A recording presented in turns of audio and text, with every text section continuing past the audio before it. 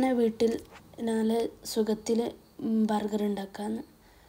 3 മുട്ട, 2-3 piece garlic, പാല്, oil, എന്നിട്ട് നമുക്ക് മിക്സാക്കാം. ഇനി നമുക്ക് ഓയിൽ ഒഴിച്ചിട്ട് ബർഗറിൻ്റെ ഉള്ളിലുള്ള പാറ്റേൺ പോയിരിക്കുകയാണ്. ഒരു ബ്രൗണിഷ് കളറാകുമ്പോഴത്തേക്ക് നമുക്ക് എടുക്കണം. അപ്പോൾ അത് ബ്രൗണിഷ് കളറായിട്ട് നമുക്ക് പാത്രത്തേക്ക് മാറ്റാം. ബർഗറിന് ആവശ്യമുള്ളത് ബന്ന്, ക്യാബേജ്, ടൊമാറ്റോ, മൊസറല്ല ചീസാണ് അടുത്തതിൻ്റെ അടുത്ത് ബർഗർ ചീസ് ഇല്ലാത്തതുകൊണ്ട്. അപ്പം ഫ്രഞ്ച് ഫ്രൈസാണ് നമ്മൾ പൊരിക്കുന്നത്.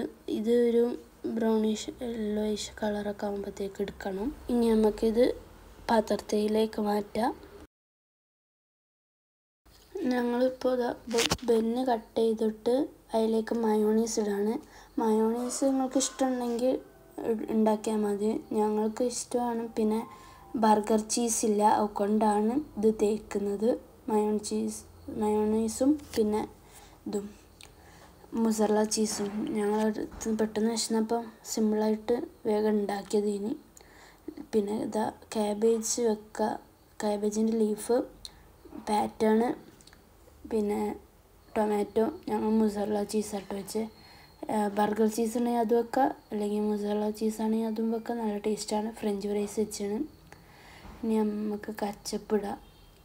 കച്ചപ്പും അത്രയേ ഉള്ളൂ. എന്നിട്ട് നമുക്ക് പൂട്ടിയിട്ട് എല്ലാം ഉണ്ടാക്കിയതിന് ശേഷം ഇതൊന്ന് ജസ്റ്റ് ചൂടാക്കണം. എന്താ വെച്ചാൽ മൊസറല്ല ചീസ് ഉണ്ടായതുകൊണ്ട് ചൂടാക്കി തിന്നണ കാണിച്ചു തരാം. ഓക്കെ.